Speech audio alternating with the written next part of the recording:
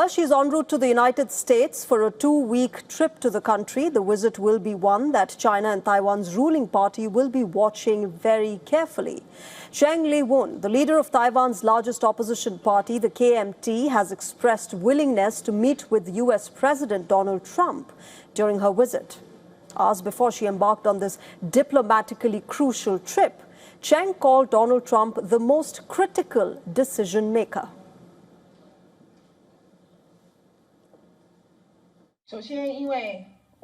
After I met President Xi Jinping, foreign media was speculating whether I will meet President Donald Trump. I am, of course, very willing. The same applies to President Trump. Anything that is helpful to peace, I am willing to do. Anyone who is helpful to peace, I am willing to meet, let alone the most critical decision maker and leader, which is the President of the United States.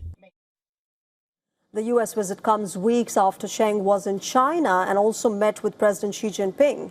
Beijing has opened Taiwan's opposition with open arms, while it does not speak to or recognize the incumbent Taiwanese president, Lai Ching-te.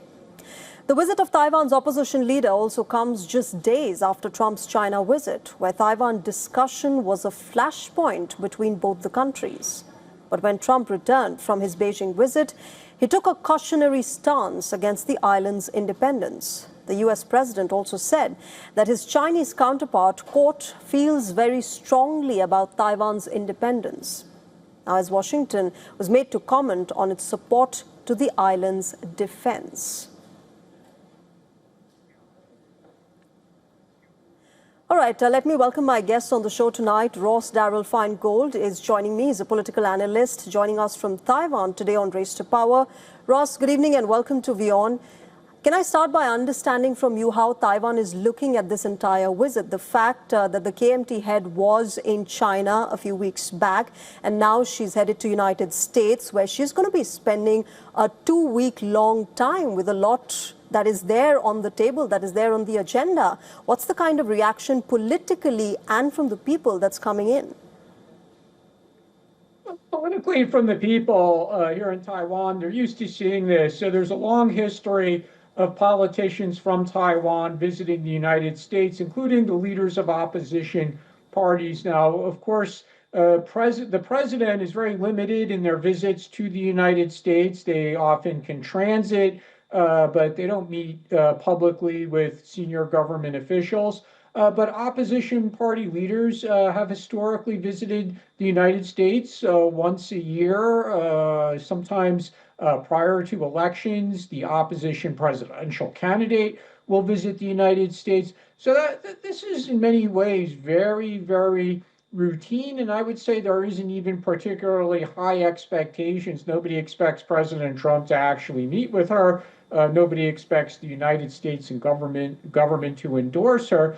And also, it's important to keep in mind that although the length of her trip is 2 weeks, most of that time is visiting the expatriate community who lives in different parts of the United States. So the time in Washington, D.C. is only a couple of days, which actually means she'll have very limited meetings with United States government officials. But again, that's not unusual. U.S. government officials typically will meet the visiting opposition leader from Taiwan when those opposition politicians visit.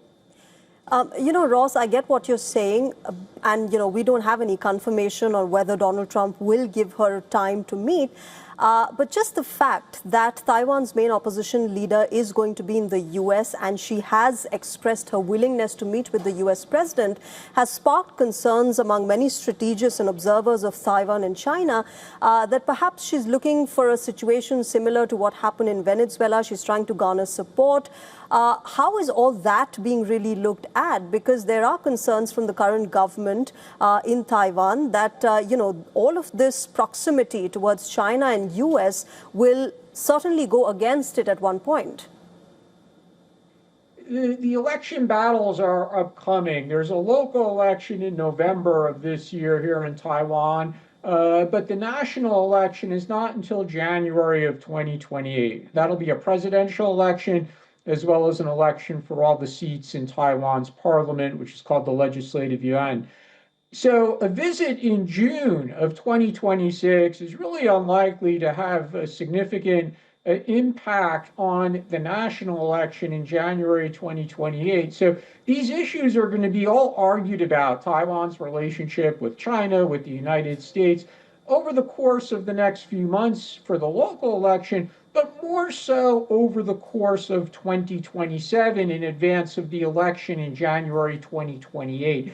So I would say that a discussion now in many ways is premature. This is the timing that works for her to visit the United States, again, because she couldn't go later this year when she'll be busy with the local election. And then next year in 2027, whoever her party nominates for the presidential candidacy, whether it's her or someone else, they will most likely visit the United States again at that time. So maybe sometime in the summer or the fall of 2027.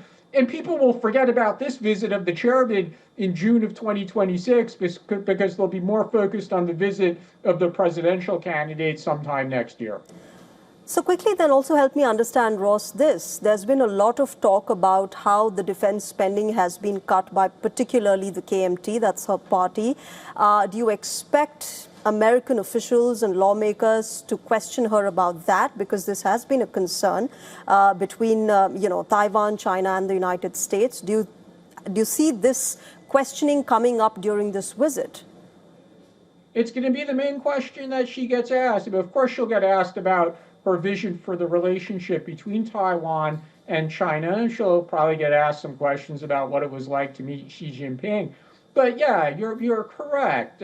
People are going to ask her about the commitment of her party to investing in Taiwan's defense. Now, just to be clear, what transpired recently was not the regular defense budget, the annual defense budget for Taiwan's military. What happened was President Lai had requested an additional $40 billion US. So outside of the regular budget, he asked for $40 billion more. $25 billion for US weapons and $15 billion for domestically produced weapons. Now, the KMT and a smaller opposition party only approved $25 billion to buy U.S. weapons. So there's a lot of politics involved there. But when she's asked these difficult questions in the United States, she's going to say, my party approved spending $25 billion on made in the USA weapons. At the moment, we didn't approve the additional $15 billion for made in Taiwan weapons. But again, she's going to say to the people she meets, including members of Congress,